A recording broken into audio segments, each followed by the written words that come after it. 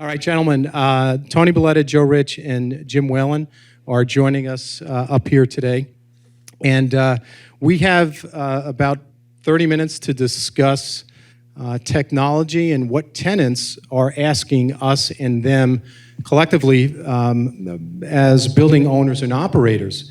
So, you know, we really do have a fantastic panel here. And gentlemen, I want to thank you again. So, Joe Rich is Chief Information Officer, Senior Vice President of Related. Hudson Yards comes to mind. Tony Balletta. Tony is an RF engineer for Tech Systems. Tony and I are worked together on the redevelopment of the Farley Post Office and Moynihan train station in New York City. And Jim Whalen is a rock star in terms of technology and real estate, and he's CIO of Boston Properties. So, gentlemen, you know, I'll start off here in that I think the last 6, 7, perhaps 8 years, you know, Vornado Realty Trust, in my view, has seen an uptick in technology in buildings, and it's more than just connectivity to a building management office, okay? You know, we are now crossing over the lines of being blurred between operations and technology. The folks in operations really need us to help them deploy, and we need them to help understand what we're deploying. And it's been a required partnership, and I don't know if you guys have seen that as well. It all depends on what you can put in your buildings. But Joe, if I can start with you, you know, Related has a very wide and diverse tenant base. You have office tenants, residential, retail. Do you get requests from tenants for technology that are different based off of what they are and what they need? Are there difficulties perhaps managing different systems in one pane of glass perhaps? I mean, what have you found in terms of what they've been asking for? Actually, Nick, every one of our tenants actually loves all of our solutions and never asks for anything different. So that's just how it is. That's Related. But sometimes, let's just say, we have a tenant who might not like our registration system. And even though it's not in the lease, in the spirit of millennials, people get what they want, you have to make the customer happy. And it doesn't really matter what our business is, you have to make the customer happy. So we've taken the approach of flexibility. And you have to be flexible. And you have to have the infrastructure to be flexible, not only in the wireless, but in the integrations. And this one particular tenant has a different visitor registration. They have their own desk and lobby, and we were able to accommodate that request and make that tenant happy. But it's an example of how we really advertise our flexibility to make our customers happy. Now, we've also come across that in our portfolio. If there's a tenant that is leasing 200,000 square feet, they typically have a right to seat at the table for what they may want, and they have other locations within New York City. We've also tried to amend some of our physical access, tenant access for them. They may have their own turnstile and things like that. Jim, in Boston Properties, you know, what are they asking? Who's driving this in terms of the technology that's either being pushed up from the tenants, or is it more of a stated standard and then what they need based off of requests? Yeah. So to maybe think about a little context, you know, the way I think about it, and I know Joe's gone through and Nick has gone through this transition. You know, I look at it in 3 clear buckets. So, you know, my role as CIO and CTO is to run the enterprise. We run the public company and execute on that, and that's one part of my job. The second part is really about services and amenities that are property focused. And the third really bucket I characterize as IoT and CRE, just really the network facilitating the growth of endpoints, IP endpoints in the network that we manage and control.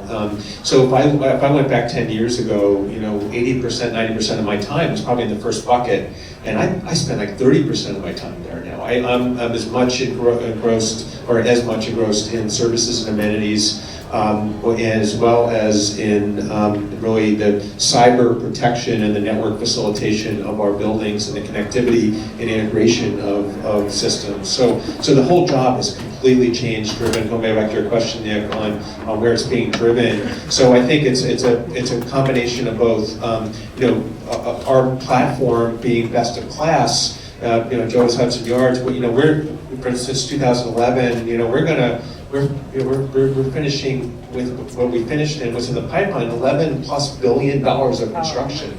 I mean, for very high-end Salesforce Tower and Akamai's new headquarters, we're building Marriott's new headquarters. I mean, it's just, and that new development, that new greenfield is layering in a level of sophistication and new systems and new technologies that are quote unquote digitized in a much greater way than ever was before. And then secondly, our tenants, coming back to the question of Joe's example, are driving us. We have Salesforce and WeWork and Akamai and Bain and these marquee, and what's happening, the other thing that's what's really happening, and it's really obviously, this is nothing new, is just the fight for talent. Space, the integration of technology, is a dynamic that's playing out inside our tenant space. Our tenants are kind of elevating their own game in the design of their own space and the technologies that are laying, and that bleeds into the space and the common areas that we provide, whether it be access control, whether it be connectivity, whether it be amenities, services. And I look at my last 24 hours. I was just in D.C. in Reston. We're doing a partnership with Uber to optimize our property. How do people get to work? I had a DAS contract I had to deal with yesterday. This morning I'm dealing with a mobile app that we're lighting up at Dock 72 in Brooklyn. I mean, the last 24 hours, was not about the enterprise. It was about services at our properties, and both driven by us as well as driven by our tenants. Right, and I think you brought up a good point. While they ask for amenities and requirements, the overarching value here is cyber. It's critically important, no matter what we do for them or on their behalf. Cyber security is critically important for the running of the building and protecting our data and their data. When we start to potentially commingle some of their access with our in-place, already operational tenant access badging system, there are data questions and things like that we didn't really think about, or some of the folks that when they were working on the lease didn't think about or need to think about. They're not in IT, but it is a significant part of what we do in terms of keeping that. You want to be open and flexible to the tenants, but you also need to do it, in a smart way, obviously, right? So Tony has potentially a different view here in that Tony works for a consulting company that oversees different projects and in different markets and in different properties, as opposed to just Vornado related and Boston properties. And Tony, your view of what you've seen in the market in terms of what either the tenants are requiring or asking for, which comes to your desk, or by way of the landlord, what types of technologies are they asking for right now in your world and in the various projects? Well, as soon as we get to the table, the first thing they say is 5G, right? And that's 5G's coming, 5G's coming. Yes, they want to be future-proofed for 5G. You can't proof anything, right? So what we explained to them is you could install a fiber, make sure you have the backbone, and make sure the network that you're going to install is going to be productive. Let's face it, how many people in this room, and I'm sure everybody's going to raise their hand, if not, I think you will. At one point, you forgot your phone, right? Have you not gone back to your house to get that? If you were, like, say, 20 minutes away, you'll go back, you'll be late for work. I bet you if you left your wallet at home, you're going to continue to go to work, right, and you're going to have your phone, because why? You could pay with your phone, you can make the calls on your phone. So in-building communications is really critical, and especially with now, we were saying cyber, we're seeing turnstiles with the facial recognition, and they want to make sure their phone calls work. You want to get into that building, and it's sad to say too, is that you get instances where you have active shooters. No one wants to say it, no one wants to bring it up, but let's face it, you're in a bathroom and you don't have coverage and you're running to the bathroom because there's a shooter out there. You want your phone to work. And these tenants are expecting to work. Just like when they walk into their building and say, you know what, I'm gonna have electric, I'm gonna have water. It's a utility. It's a utility, yeah. And some people say it's the fourth, but wrong, it's the first utility. Because when your electric goes out, you're grabbing your cell phone to make the phone call. When when your water stops in the plumber, you're calling the plumber. So your phone, to me, is the first utility. Right, okay. Yeah, I don't think, I certainly wouldn't agree. I don't think many of us would disagree, for sure. Go ahead, Jim. One thing, one observation, just to finish. We are a fundamental, we're a multi-tenanted office owner, and we have very large tenants that occupy many of our spaces, and services, stop at the door traditionally. I mean, that's the current paradigm. I don't dictate what lighting systems, what sensors go into my tenant space. They do their build outs, they do their designs. So what we're talking about, like even, I control assets in common areas. I control assets that are some of the utility controls that get deployed in some of them into tenant spaces. But there's a paradigm where we're not dictating inside tenant space, and that is when you talk about the explosion of sensors and IoT and how these systems are going to actually, there's still a boundary that exists in how we as a landlord service our tenants. And that's where it comes back to a common utility in the way we view some of this, right? Right. And Jim, I agree with you, but definitely there is a paradigm shift, and I don't think it's going to be that way going forward. No, it is absolutely not going to be that way going forward. But it's also an opportunity for real estate owners and landlords to provide those services that they typically wouldn't. If nothing else, to deal with the cyber issues of controlling the entire experience.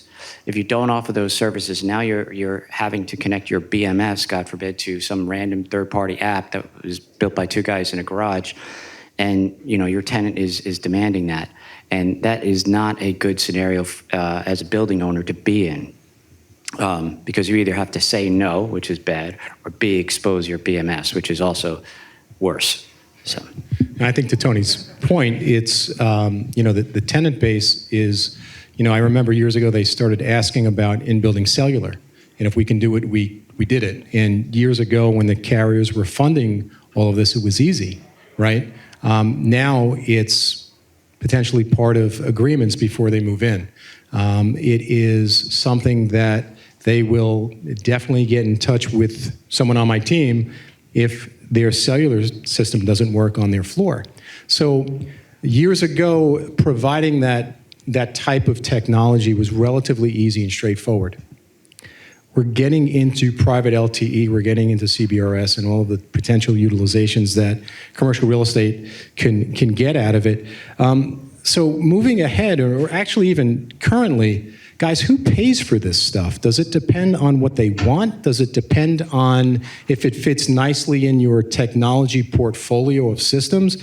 How do you approach that in terms of sometimes how far do you go in terms of making the tenant happy, Joe, like we all want to do, but there needs to be a point where some conversation needs to be had? I can take that because it's all. First of all, every building's different. Every scenario, we're doing a lot of development. It is expected and required in everything we do. I appreciated Alan's. I love that a vendor is actually has a practical approach to thinking about how costs can be packaged, and I appreciated that presentation just before us. But we are tenants are paying for it fully. We're doing cost sharing as an owner, putting some in the pot. We are paying for some directly. It is literally everything and we're still getting carrier funded deployments as well. I probably have 8 active projects right now, and we already have 32 million square feet of coverage, in some form or another across our portfolio. So it is. We've had to get more creative. We've had to find partnerships that have been facilitators in allowing us to get to solve our tenants and our occupants' challenges, and right. So it's all the above, Nick. So yeah, and I would echo that and say it depends. Yeah. It depends on the scenario. It depends on the location. It depends on the type of asset, whether it's residential or commercial office. It depends what other kind of deals you may have in the neighborhood. Mm-hmm. So, and there's no one answer. It's still really all over the map and constantly changing as well, market to market, even neighborhood to neighborhood. And I actually have seen one thing where you say, the carrier funded, that model is kind of going away, right? So no one wants to pay for it. The carriers don't want it. I'm still getting them. So, Yeah, no, I'm saying, so it's good. so as long as I can get them. A lot of the ones I see, it's starting to change though. You're not getting as many. Right. So that's what we're seeing. So like you were saying, Joe, the residential, the carriers really are not into that. So you're probably going to flip the bill for that one. Commercial space, what I have seen is you build the core in the back of house spaces, and then when a tenant comes in, because they're going to build out their own, they'll put their antennas in the locations that they want, as well as having the building do it if it's not built out yet. Right. So look, I think I would also agree that it really depends on the tenant and the space. But do you guys, this is really for Joe and Jim, do you think it's different? Is there a different view if the lease isn't signed in terms of the communication that can be had with the tenant, as opposed to perhaps they've been in there for a while and there's other technology that they want that corporate office says, you need to be part of the XYZ system because we have it throughout the other portfolios, and they sort of come to you with hat in hand perhaps and say, what can we do here? Is the timing of when they come to you, does that play a part in how you would respond to them? Well, yeah, obviously with a new development, if they're talking to you at the lease process or the new build, it's an easier, you have construction, you have development, you've got funding that you can play with more creatively. If an existing tenant and they're, 5 years into a lease, they got another 5-7 years left, and they come to you, well, you're still trying to work and facilitate that conversation and solve for their problem. Right. And we did one this summer where we had a tenant at a building that we were able to kind of find a solution and facilitate something. So again, it's about the funding. It's about how you create, how you're going to solve for it, and there's different leverage points at different parts where that conversation occurs, Nick. Yeah, I was just going to ask. I'm sorry. Does leasing leasing does TI obviously, right, for tenant improvements, and it could be for Porta Lobby. It could be for whatever will help get the deal done. Have you seen them speaking about technology? So everyone. The leasing. The amount of leasing conversations I have on different technologies, just not about DAS. But I can tell you, in the last 2 months, I've been brought into 2 lease negotiations that have DAS as a component of the requirements, and we have to position ourselves with how our stance is around it, right? So that's not uncommon. So. We've definitely seen deals where there's specific requirements around wireless coverage in terms of percentage of space and specific frequencies in that space. But I would say it's more the exception than the rule. Yeah. There's still few and far between tenants who are actually writing that into the leases. We certainly don't encourage that. But if the subject comes up, we can certainly have the conversation. But I think part of that, would be between all of us here on stage. I think there's a fair amount of technology that's inherent to the building when they move in, right? And it could be from the security, it could be from running their space more efficiently, being a smart building. And Jim, I know, not so much smart, but connected in terms of... Well, connected with smart building technologies, right. But not smart buildings per se. It's still, right. That's still a journey for us, right? Right, so I think there's a lot that's given to them, especially in and around New York City as being, being New York, that they require as much. What about moving forward? Tony, you had mentioned 5G, right? So we are, sort of starting a small in-building cell build-out, which we are not getting carrier funding. It's not the Moynihan train station where you get 700,000 people a day that will be traveling through it. It's a small little 150, 75,000 square foot property. We are doing that ourselves, and it's a different project in terms of this now will be popping up more. You still have carrier funded, that's great, and I think that depends on the venue, and you're making your tenants happy. But as the 5G and future-proofing, because tenants will start asking about 5G, right? So we don't have 5G today, and the executives want 5G because they see the commercial from AT&T of 5GE and whatever it may be in Verizon. What are you guys doing today to not wait for that phone call from a senior executive to say, hey, this tenant wants to move in and they're looking for, XYZ? It comes down to either 5G or future-proofing. You're putting fiber in. Well, just give me an idea of how you could maybe stem the tide. Well, within the last 10 minutes, actually, I'm sure people are starting to talk about 6G already, so you're behind the times with 5G. But no, what we're actually doing, what I've seen is fiber, right? Everything's going to be fiber-based because it needs to be faster, it needs to be low latency. We're seeing people want solutions that have remotes out to the edge to narrow that down. And I was at a conference and they were talking about data centers, which you're pushing that out to the edge now, so you could get your content from Hulu and Netflix as well. But the main thing is, I can only suggest, is make sure you have the infrastructure in place, because after you build, and if you have to go back and say, oh wow, we need to pull another 12 strands of fiber and there's no space for it, what do you do? And as of 5G, from a couple of gentlemen that I'm speaking to, 5G, when you hear the millimeter wave, residential, regular, it's going to be really an overlay, and it's going to really depend on the situation. Millimeter wave is going to be good for like an auditorium. It's going to be good for an outside convention space where it's open, because it's going to be a direct line of sight. In typical buildings, are you going to see it? Probably not. Right. I can't say they're not going to want to deploy millimeter wave, but it's not going to penetrate really into much. Yeah, So- I'm not quite sure we'll have an enormous need from a tenant for millimeter wave, but, Joe? So I'd actually like to ask Tony a question. Do you feel like the carriers have full specs yet for 5G, like fully baked, all of them? I do not. I think some of the carriers out there, they don't even know what they're doing yet. Yeah, we have it, but they don't know. They don't give us anything. It's just like, it's going to be a separate layer. Don't worry about it. They don't really have approved or sanctioned indoor solutions yet, even though they're in the labs and Right. working it out. So, it's a difficult conversation. I would even say that, we're doing some 5G deployments on the outside of our buildings, and these, the units are, even with the people we deal with, we're embarrassed to show you what the size of these are aesthetically to be put on the building. It hasn't been miniaturized. It hasn't been, so that's all a process that'll play out in the next year and a half. And we are doing a build right now that is for one of the carriers, very large technology location, and we're throwing fiber all the way into the edge but the solution doesn't have to be deployed for another year and a half, 2 years, and they're going to work it out. But we're going to have plenty of fiber to actually support that deployment, whatever that advanced next step for indoor is, and what does that mean? Right.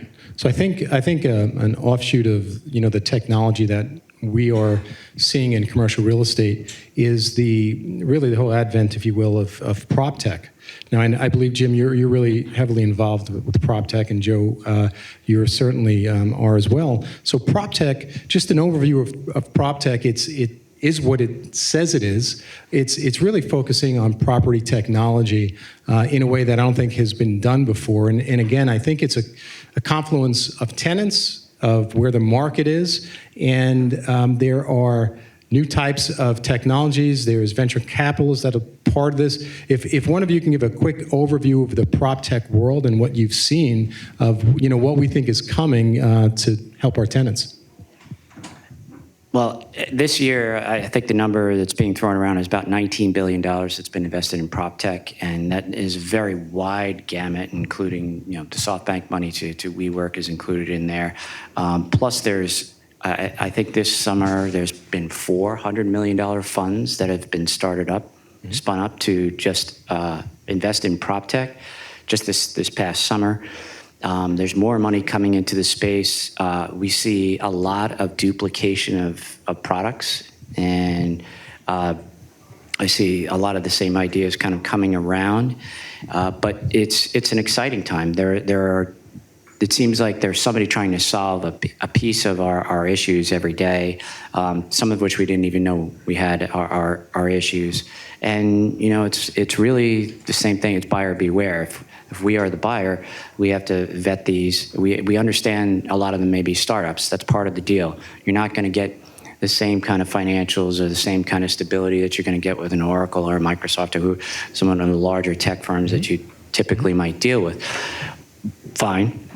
We get over that and we ring fence it, but we want to be able to move quickly because the marketplace is moving much quicker than we historically have been moving. Yeah. And or that the providers in the real estate, commercial real estate space have moving, and it's pushing the providers. We see a lot of acquisitions as well by the providers, by MRI and by Altus or Autodesk. We see a lot of that going on this year as well. So some consolidation there. I'll let Jim. No, I mean, it's an exciting time. It's unprecedented. The last, this real estate cycle, let alone the amount of money being poured in technology in our space. So it's just navigating that. So, but coming back to the core, facilitation of that is around building connectivity, what Tony does, and having, having it done with a cyber perspective, Nick, that you're protecting and being able to easily kind of adopt these technologies and have them in a way that is connected, integrated potentially, and secured. So, yeah, I just, from what I know of PropTech, it is really growing exponentially. And the focus of commercial real estate and technology, that's another type of proven factor, if you will, that there is a lot more technology coming for commercial real estate. And all of us are involved with different conferences with commercial real estate or real estate technology, cyber operations, different areas of running a property properly, which is a tongue twister, but it's all revolving around real estate technology and how we can better serve our tenants. So with that, we have a few minutes left. I don't know if there are any questions that we would be,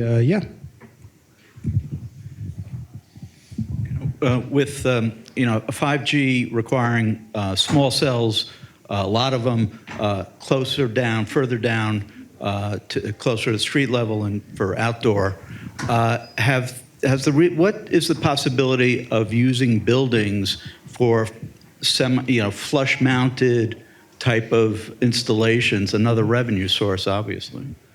Yeah, just like macros, small cell deployments on buildings, are going to be a requirement in how the carriers interact with us. I mean, we're doing this deployment in Boston, and it will be flush mounted, but it's part of our agreement with the carrier to do that. And this will be a first 5G quote unquote deployment. But it clearly, just like macros on buildings, it's coming down the facade now. And what does that mean from a revenue potential? So still to be worked out.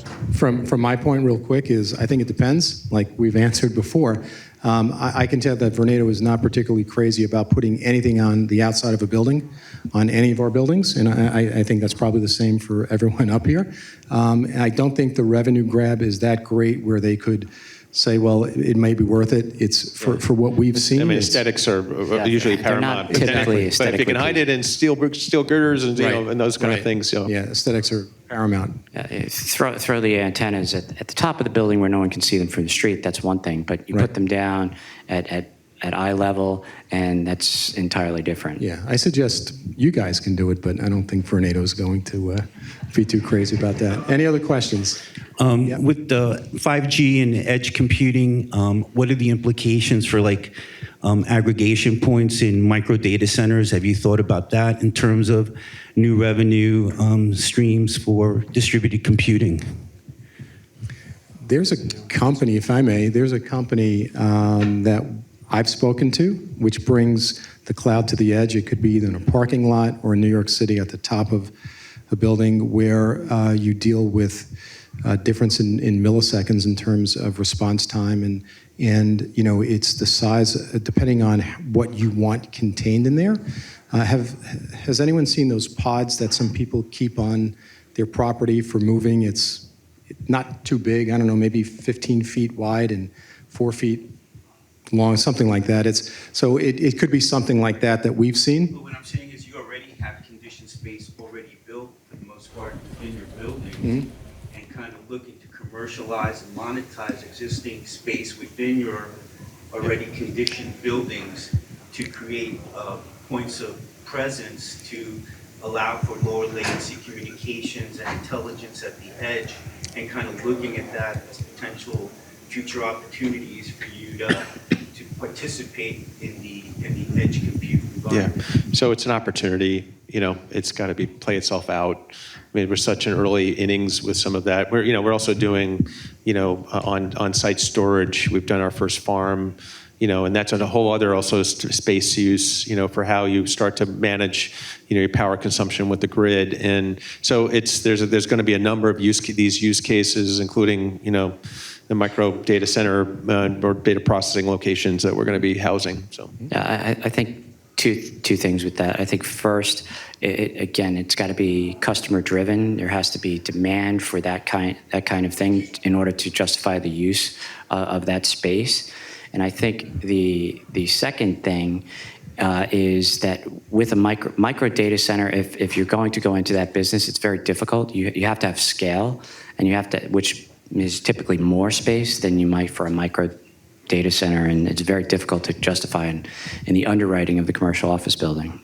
So I think, especially for our space use, our space demographics.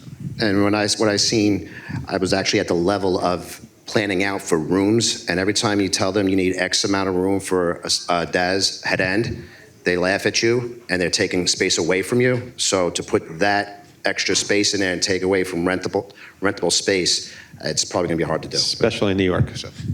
as an alternative, you can take space at Hudson Yards because we sit on the fiber at 9th Avenue, so we have low latency. Plug. That was for you, Nick.